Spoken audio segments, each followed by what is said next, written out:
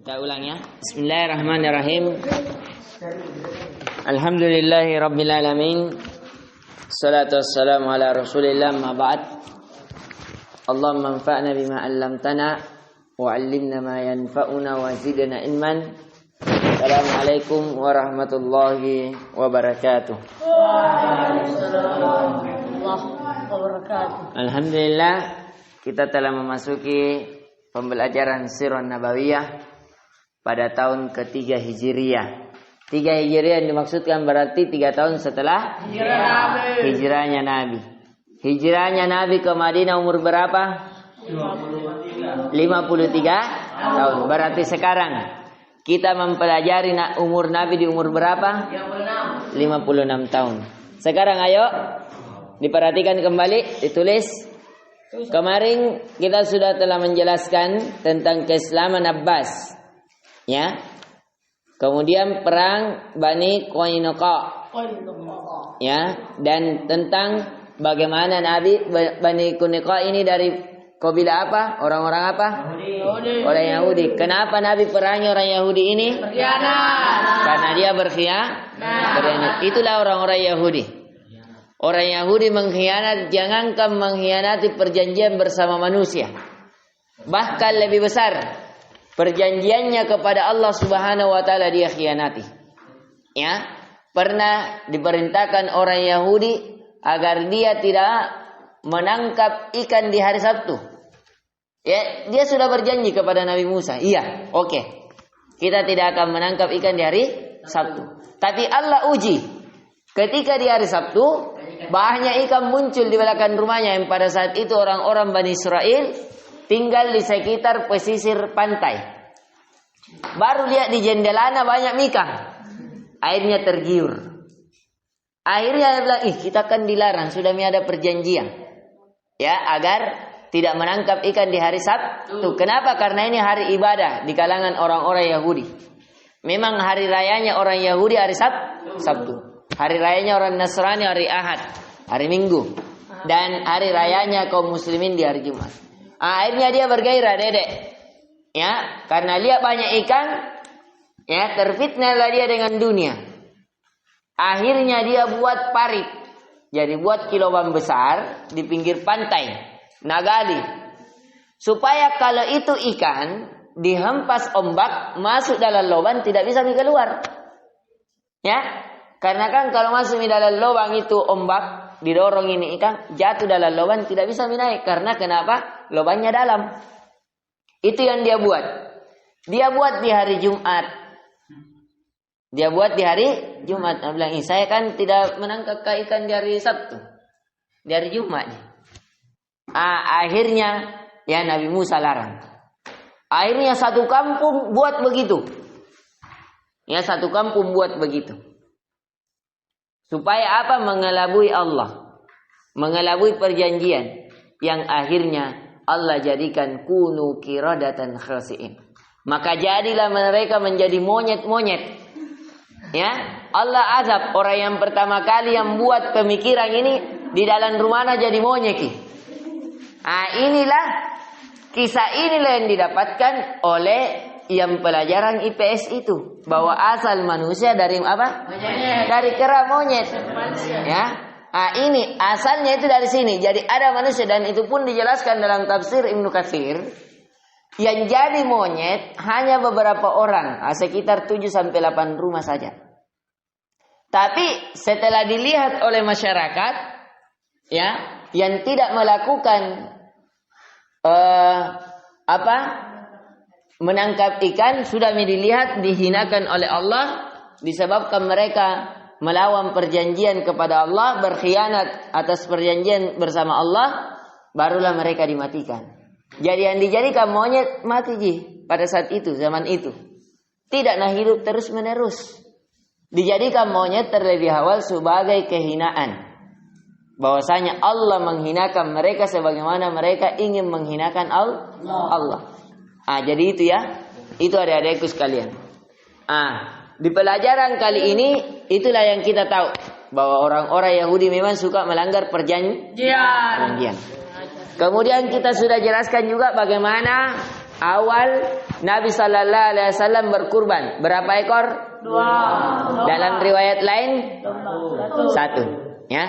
Sekarang kita masuk dalam dibuka buku panduannya halaman 43. Buku panduannya di halaman 43. Wa ghaswatus sawiqi tsumma qarqarah wal ghaswu fi tsalisil mushtahirah. Ya, pecah perang Sawik, kemudian perang Qarqarah, dan pada tahun ketiga terjadi perang-perang yang terkenal. Ghazwatus Sawik ini kenapa dimaksud Sawik? Tulis ya, perang Sawik. Perang Sawik. Perang Sawik titik 2. 1 di bawah. Makna Sawik sama dengan gandum. Sawik artinya apa? Gandum. Jadi dia sebuah gandum, sesuatu gandum yang dijadikan roti ya. Makna sawik. Sawik sama dengan gandum.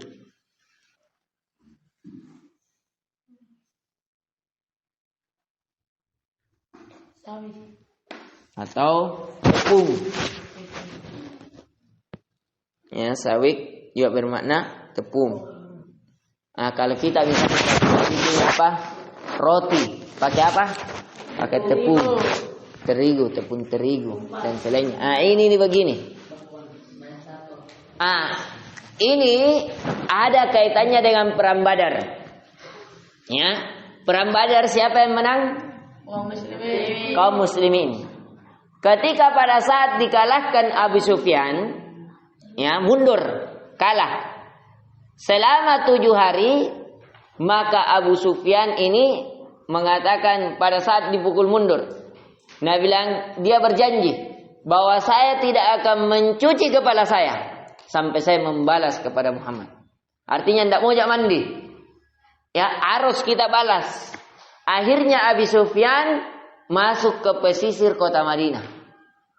Semua kebun-kebun yang ada di kota Madinah lempari api, bakar, serang, bunuh yang ada di sekitar situ.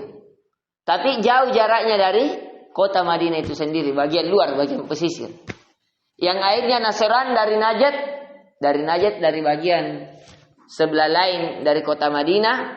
Akhirnya Nabi tahu bahwa ini Abu Sufyan merusak di bagian pesisir kota Madinah.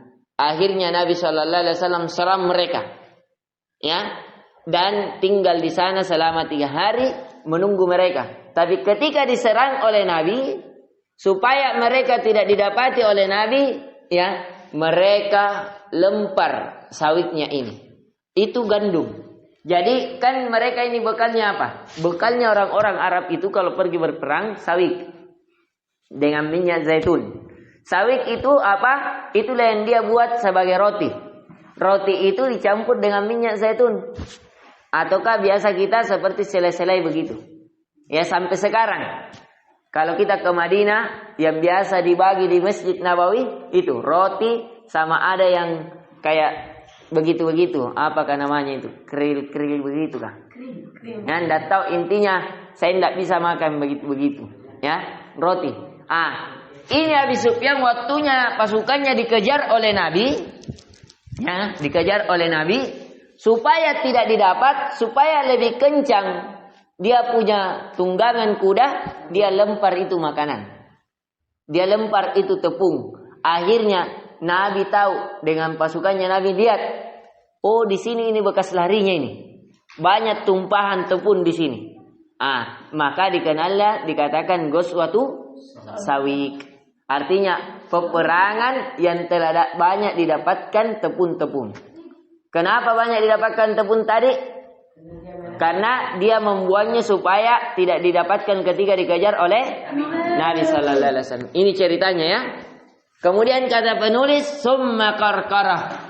Kemudian Qarqarah. Perang Qarqarah ini sebagian ulama sejarah menganggapnya satu. Perang Sawik sama Qarqarah sama. Perang Sawik sama Qarqarah sama. tapi ada juga yang menganggapnya berbeda. Perang Sawik sama Korkoro dua peperangan. Yang satu terjadi, perang Sawik terjadi di Zulhijjah, sedangkan perang Korkoro terjadi di bulan Muharram. Ya, jadi ada dua peperangan yang berbeda. Intinya ini dulu saja, ya. Bahwasanya yang terjadi di 3 Hijriah adalah perang Sawik. Jadi kalau saya tanya nanti, jelaskan ya, kenapa perang Sawik dikatakan perang Sawik. Nah, sebut kami dikatakan Sawik ya karena pada saat itu banyak dari kalangan kaum musyrikin membawa sawik. Sawik adalah ya adonan ya yang dijadikan roti atau tepung ya, yang pasukan Abi Sufyan ya melempar ketika dikejar agar tidak ditemukan, agar tidak didapati oleh Nabi sallallahu alaihi wasallam. Jelas sampai sini? Saya ulang ya, saya ulang. Perhatikan, ditulis sawik ya, sawik tadi maknanya adalah tepung. Tepung yang dibuang oleh pasukan Abi Sufyan, yang dibuang oleh pasukan Abi Sufyan. Abi Sufyan. Boleh Abi Sufyan, boleh Abu Sufyan. Ketika dikejar oleh Nabi sallallahu alaihi wasallam, oleh pasukan Nabi sallallahu alaihi wasallam. Dikejar oleh pasukan Nabi sallallahu alaihi wasallam.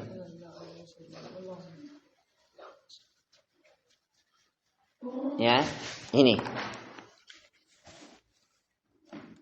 Kemudian kita masuk fi Ghatafani wa Bani Sulaim. Dan begitu pula peperangan di daerah Ghatafan, yaitu Bani Sulaim. Wa Ummu Kulthum banatul Karimi zawwaja Utsman biha wa khassah. Yang pertama dulu kita menceritakan perang Ghatafan. Perang Ghatafan. Perang Ghatafan ini, adik-adikku sekalian, perhatikan, disebut juga dengan perang Zi Amrin. Ya, Zi Amrin.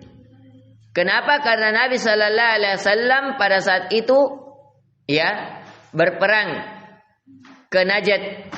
Ya, karena pada saat itu dekat dengan kota yang namanya Nukhail. Ya, di bagian timur kota Madinah.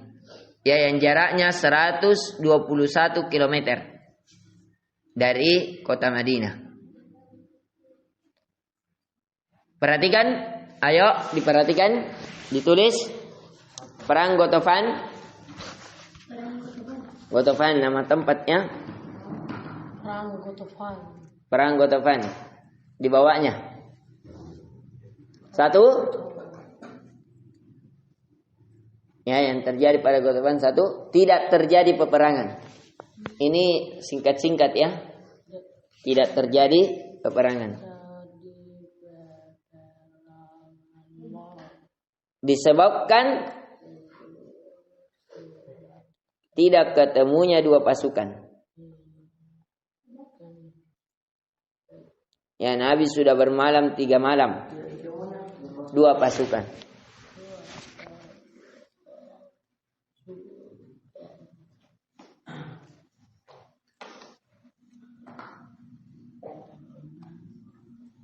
Yang kedua,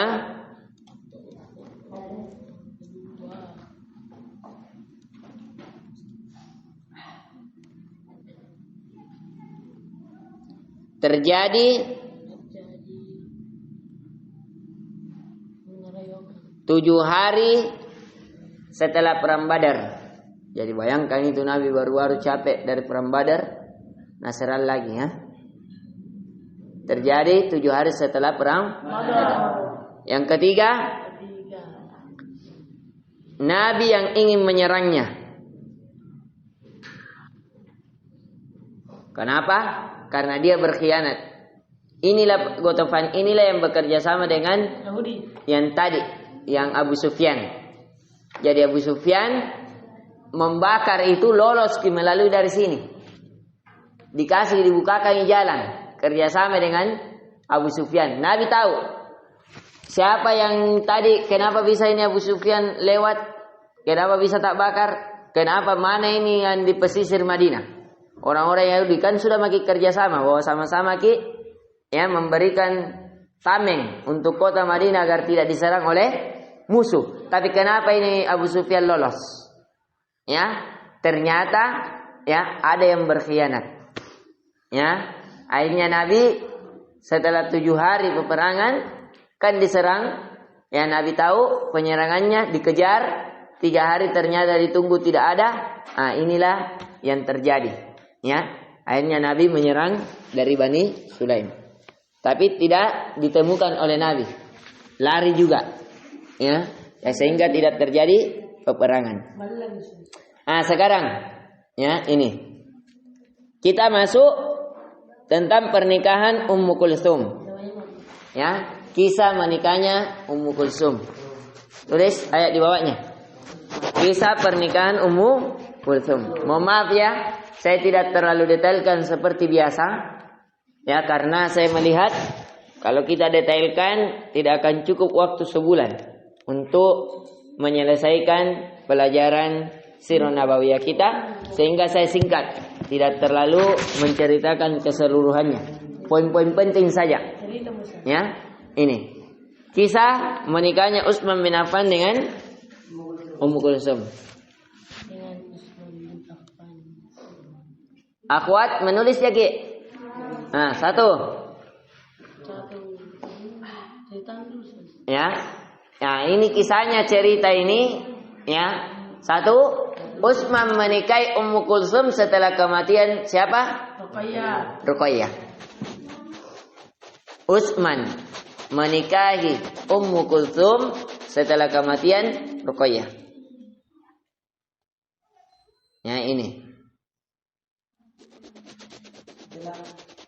Menikahi Ruqayyah setelah meninggalnya Ruqayyah. Yang kedua, Nabi yang menikahkan Utsman bin Affan. Jadi Nabi yang langsung pilih Utsman. Di sini memberikan pelajaran, hendaknya kita para bapak mencarikan anak-anak kita apa? Laki-laki yang soleha. Yang laki-laki yang soleh, afwan. Laki-laki yang soleh. Apa nama laki-laki soleha? Laki-laki yang soleh. Bencong ini. Di sini anjuran ya para bapak. Ayo Imam, kasih lurus kakinya ke depan. Ini anjuran para bapak ya. Begitu status kami. Coba lihat ya, kenapa sekarang banyak wanita-wanita menjadi tua lolowangko bahasanya. Ya, sudah tua belum menikah. Kenapa? Karena tabiat wanita pemalu. Ya. Banyak yang dulu juga karena bapaknya, pengaruh bapaknya, terlalu mahal mau dilamar anaknya, akhirnya tidak ada yang jadi. Tak kala tidak ada laki-laki yang mau, akhirnya tua, apa yang dia bilang sembarang saja, laki-laki yang mana saja kalau ada mau lamar kalian, apalagi kalau tua mau kok. Ya, sedikit orang mami yang mau. Ya, sedikit orang, bukan tidak ada yang mau, sedikit mami orang mau. Ini bahasa halusnya. Ya, ini. Ini adik-adikku sekalian ya. Coba lihat, Nabi yang menikahkan Utsman dengan anaknya. Coba lihat Nabi, bagaimana tepatnya memilih calon menantu untuk anaknya, untuk dirinya. Coba lihat, ya. Ini Utsman, ya. Ini Utsman bukan laki-laki sembarangan, adik-adikku sekalian. Banyak sekali wanita yang telah menawarkan diri kepada Utsman, tapi Utsman tidak mau. Termasuk salah satunya adalah Hafsah, anak Umar. Jadi kita akan ceritakan nanti tentang menikahnya Nabi dengan Hafsah. Pernah Umar menawarkan Hafsah kepada Utsman. Ya, kemudian Utsman mengatakan, kasih saya waktu 3 hari Umar. Ya, untuk menjawab saya terima atau tidak.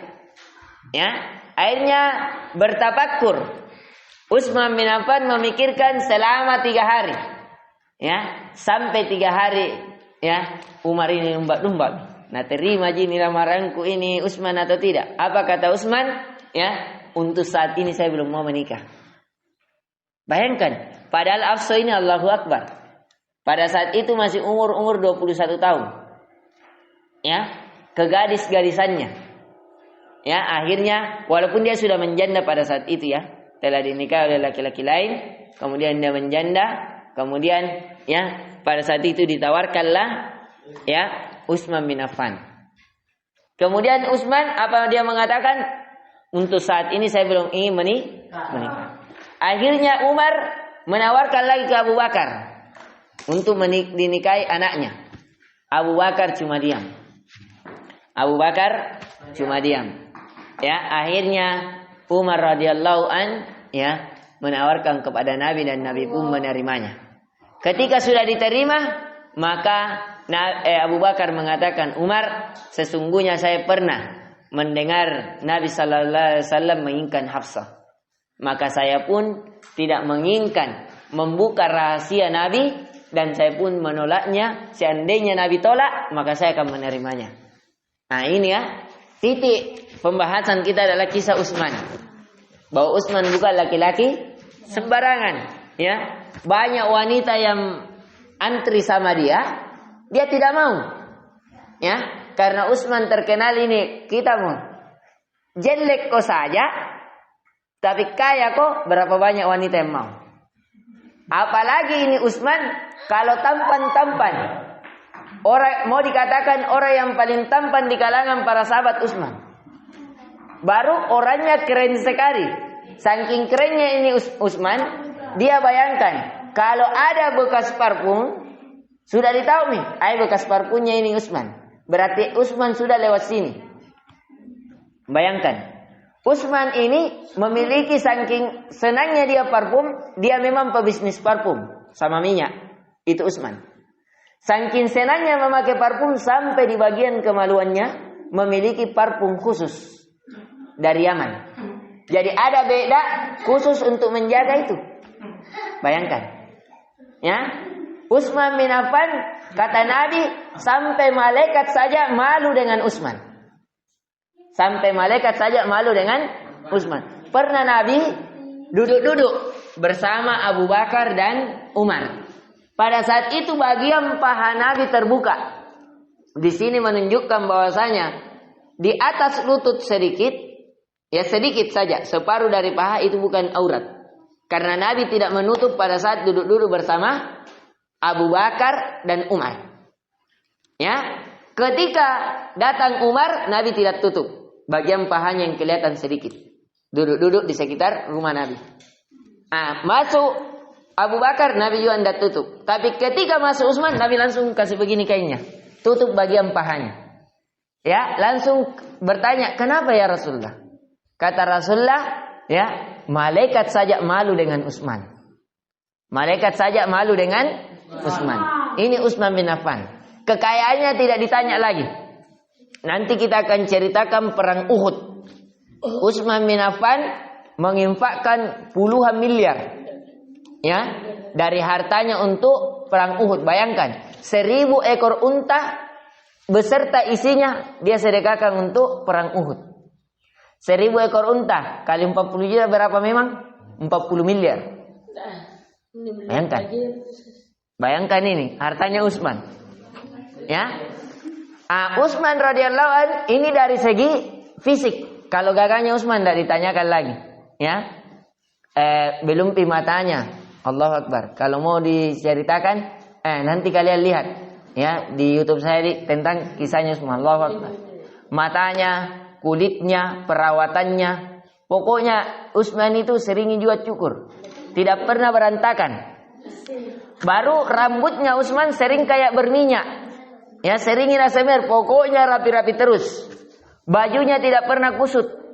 Ya, baju untuk dia pakai sholat malam, bayangkan. Pernah dihargakan itu berapa? Ya, saya pernah suka teliti. Dari dinar pergi ke rupiah berapa itu? Kurang lebih ya, intinya bisa beli mobil. Baju yang dia pakai sholat malam. Ya. Ya, bajunya yang dia pakai sholat malam itu Allahu Akbar, baju mahal. Khusus yang pakai raja-raja. Ya, dan Utsman ini radhiyallahu an, tapi dia termasuk seorang yang pemalu. Ya, Utsman orangnya sangat pemalu. Ya, saking malunya suka diam-diam.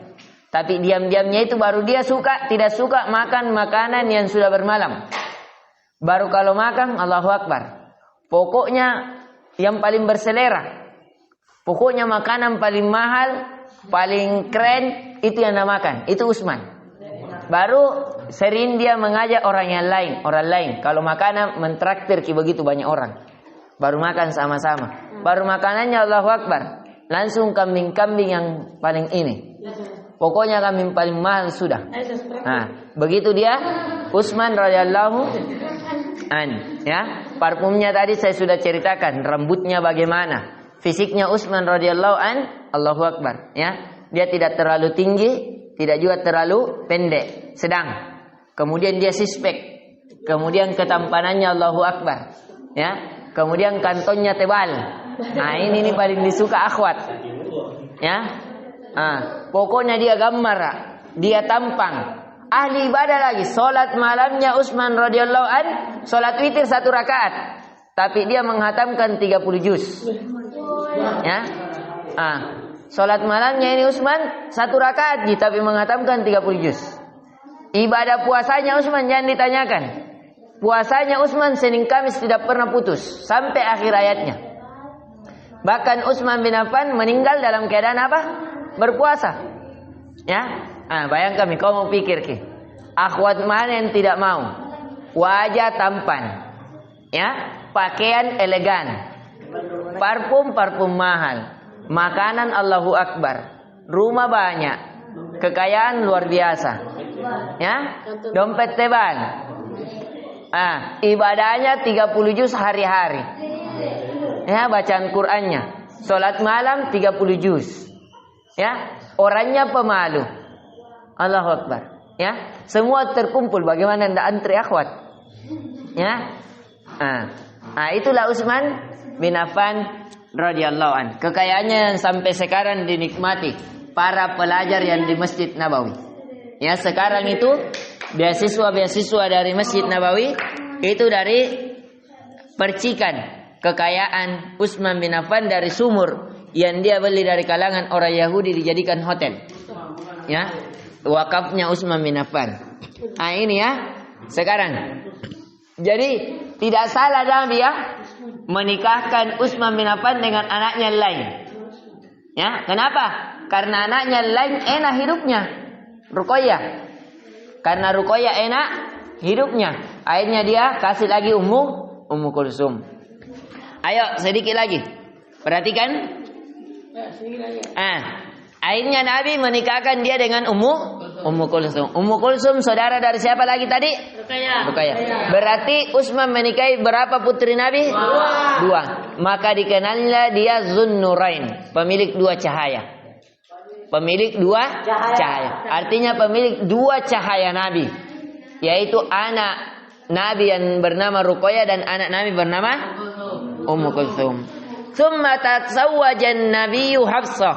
Kemudian setelah itu Nabi menikah dengan Hafsah. Ini kita sudah jelaskan tadi ya. Bagaimana Nabi menikah dengan Hafsah tadi? Nabi memang ada kemauan dengan Hafsah. Ya, ada kecenderungan. Pernah Mina ceritakan sama Abu Bakar bahwa saya mau menikahi Hafsah. Bahwa bagus dong itu Hafsah. Ya, Nabi pernah menyindir. Makanya ketika Umar menawarkan Hafsah kepada Utsman apa nak katakan tadi? Ya, hari ini saya belum ingin menikah. Ketika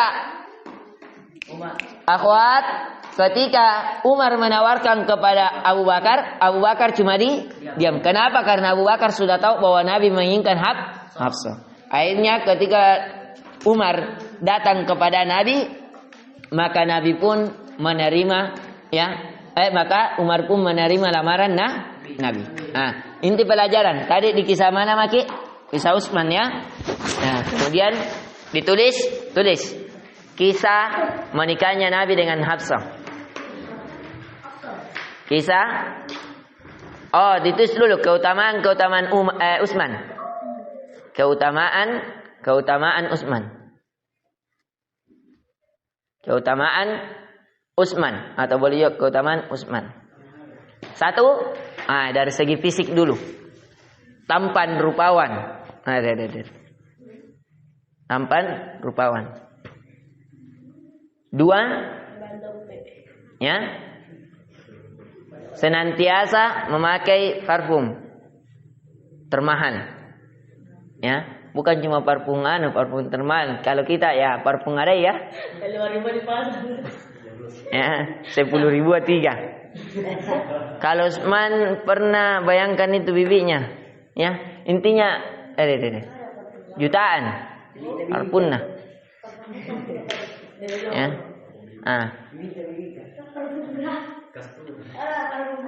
Ini ya. Belum pi lagi sopanya Utsman, Allahu Akbar. Meja makannya saja Utsman ada khusus. Ya. Utsman itu punya meja makan khusus. Ya. Jadi dia kayak kita ada khusus ruang tamu, ada khusus ruang makan, begitu. Artinya adu sekali orangnya. Memang dia gayanya begitu, ada mentong orang begitu, selera tinggi. Tapi bagusnya ekonomi kuat. Kalau kita selera tinggi, ekonomi lemah, jadi sisa suami tak. Ya, semotong makan warung, nampak suami pendapatan dan tak menentu. Ya, hati-hati ya akhwat, hati-hati. Sekarang ya, Utsman tadi keutamaan Utsman tampan rupawan, senantiasa memakai parfum yang termahal. Ya, 3, ya, pakaian termahal. Pakaiannya Utsman, Allahu Akbar. Ya, jutaan. Saya juga kemarin niat ganti-ganti pakaianku, tapi saya tidak termal. Ya, sebab kan baca kisah Utsman. Jadi saya itu berubah ganti jubah. Dulu saya suka pakai baju kemeja. Masih ada, suka di kuliah. Tapi kisahnya Utsman suka pakai baju komis begini. Walaupun kamisnya Utsman itu Allahu Akbar. Ya. Dari Yaman, kain-kain paling mahal kah? Ini. Ya, pakaian termahal. 4. Ya, ini dari segi fisik Utsman ya. Orang yang paling menyerupai Nabi. Orang yang paling menyerupai Nabi. Jadi Utsman itu suka sekali apa nak pakai Nabi itu dia nak pakai. Nabi kan terkenal juga parfumnya. Nabi juga kan pakai bedak, pakai bagian kemaluannya. Utsman juga pakai. Pokoknya orang yang paling menyerupai Nabi. Nabi pakai baju hijau, Utsman pakai baju hijau. Nabi pakai baju putih, Utsman pakai baju putih. Nabi pakai serban hijau, begitu Utsman. Pokoknya suka nak serupai Nabi. Ya. Ya, kenapa? Karena dia melihat mengikuti Nabi adalah suatu kewajiban. Kemudian setelahnya, ya, 5, orang yang terkaya di kalangan sahabat. Orang yang terkaya di kalangan sahabat. Ayo Patir, nulis deh. Orang yang terkaya di kalangan sahabat. Yang ke-6, khatam Al-Quran setiap hari. Nah, ini paling susah ini. Kita saja 1 juz ngenyelene maki. Nu cokoi mustasnu. Baru kau kuman 1 juz, ndak ada yang muncul kamurun. Ya. Baru 1 hadis, ya. Kayak orang stres, tidak ada gairah hidupnya. Jokowi. Ya seperti orang banyak sekali dari tanah. Ya, baru maunya akhwat antri sama dia. Ini ya. Setiap harinya menghatamkan Al-Quran. Salat malamnya menghatamkan Al-Quran. Salat malamnya. Lain bacaan biasanya, lain bacaan salatnya. Utsman ini ya 7. Ya, menghatamkan Al-Quran di salat malamnya. Allahu Akbar. Menghatamkan Al-Quran di salat malam.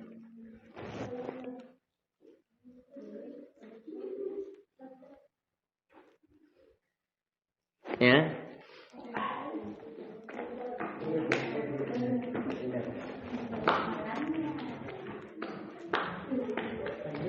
Nah, pokoknya banyak sekali keutamaannya Utsman. Itu mau saja. Masih banyak sebenarnya. Dari nasabnya, dia nasabnya terbaik. Ketemu nanti sama Nabi. Dari banyak. Keberapa? 7. Nah, yang terakhir. Menikahi 2 putri Nabi. Itu yang terakhir saja. Menikahi 2 putri Nabi. 2 putri Nabi. Ya, itu Ruqayyah dan Ummu Kulsum. Ruqayyah dan Ummu Kulsum.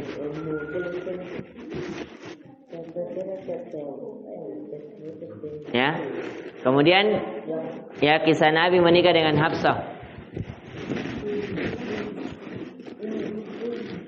Kisah Nabi Menikahi Hafsah. Hafsah binti Umar. Tulis Hafsah binti Umar. Hafsah binti Umar. Binti Umar. Iya, anaknya Umar ini Hafsah.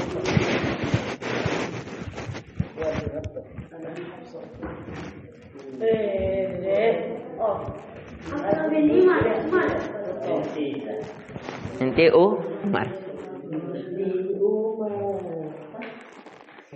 Ya. Kisah Nabi menikahi Hafsah binti Umar. Dibawanya sedikit lagi baru selesai urusul hadis. Ya. 1, 2.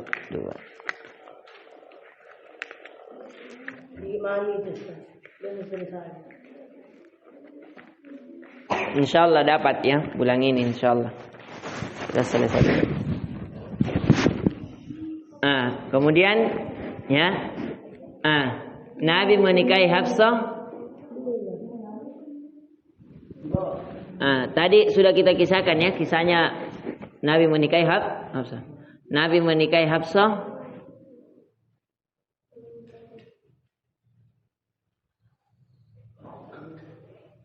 setelah Umar menawarkan kepada Utsman. Setelah Umar menawarkan kepada Utsman dan Abu Bakar.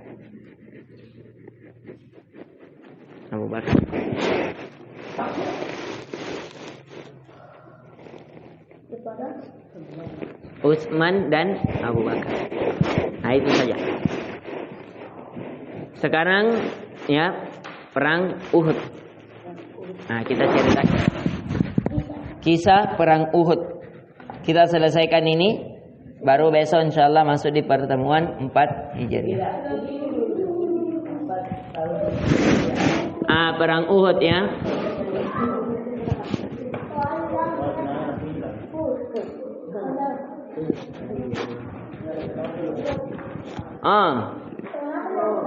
Belum. Ada satu wa Zainaban. Nabi menikah dengan Zainab. Di bawahnya. Ya. Di bawahnya dulu, di bawahnya. Nabi menikahi siapa tadi? Ya, Nabi menikahi Zainab. Ada di sini. Mohon maaf ya. Buku saya penuh catatan, jadi kurang terlihat. Nabi menikahi Zainab, bukan perang Uhud dulu. Tapi kisah Nabi menikahi Zainab.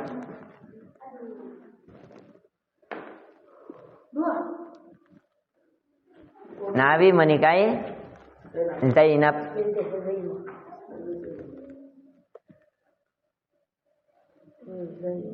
Bintu Huzaimah.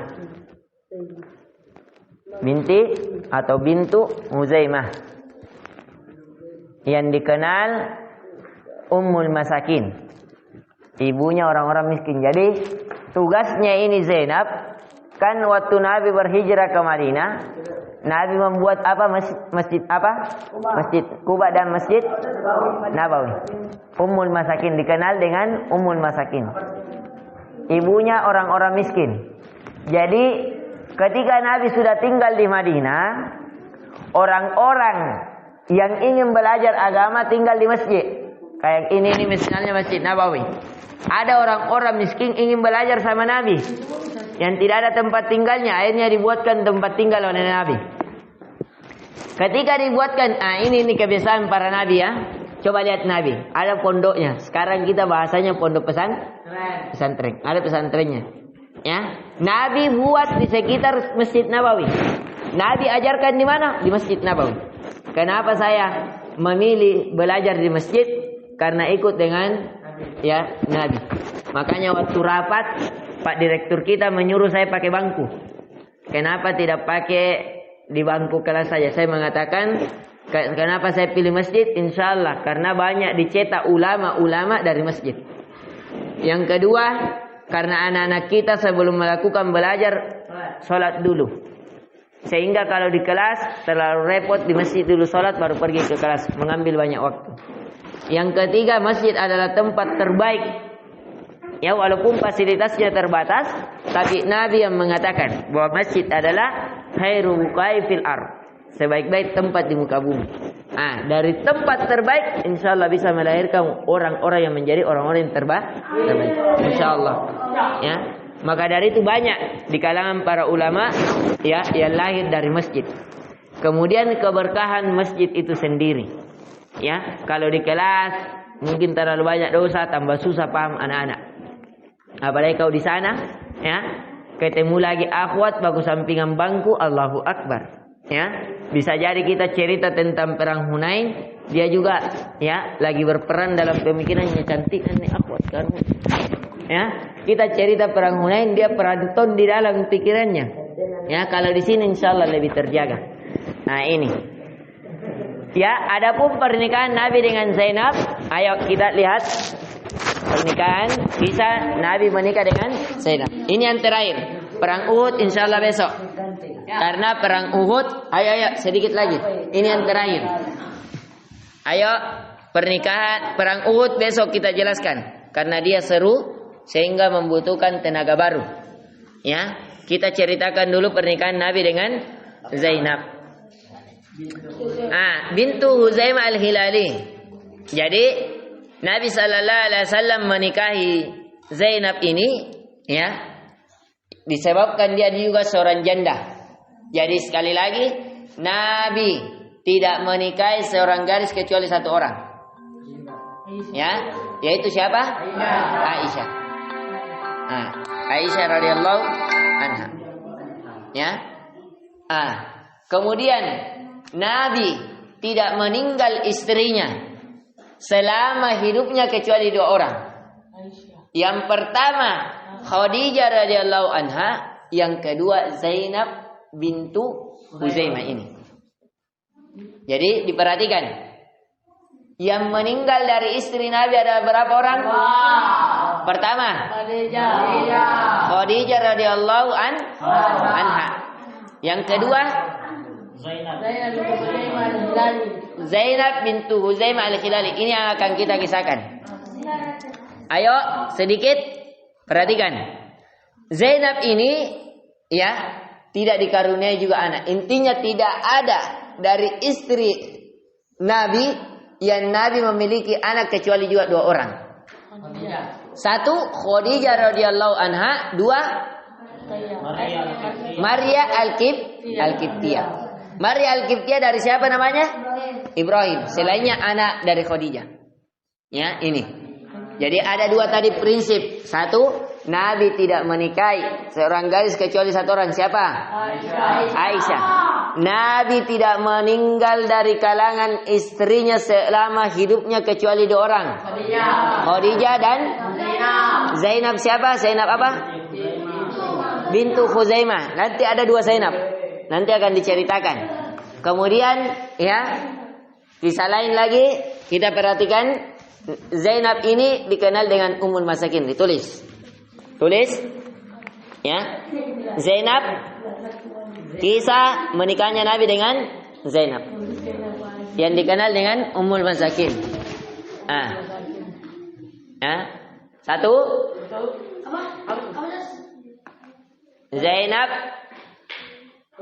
Zainab. Boleh juga keutamaannya. Zainab termasuk satu, Zainab termasuk orang yang disolati oleh Nabi langsung. Ini keutamaan ini. Kalau Nabi yang sholatkan ki, berarti Nabi yang doakan ki untuk diampuni. Kalau Nabi yang doakan ki diampuni, diijabah tidak? Ijabah. Jadi keutamaannya Zainab ya disolati langsung oleh Nabi. 2 ya. Zainab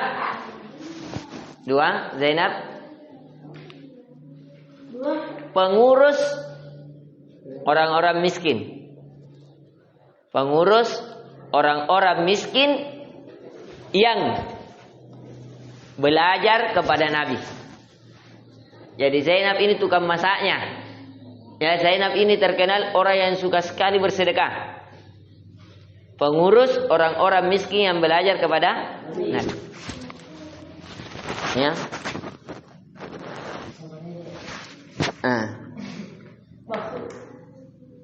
Ini yang bisa kita berikan. Subhanakallahumma bihamdik, asyhadu an la ilaha illa anta astaghfiruka wa atubu ilaik. Assalamualaikum warahmatullahi wabarakatuh.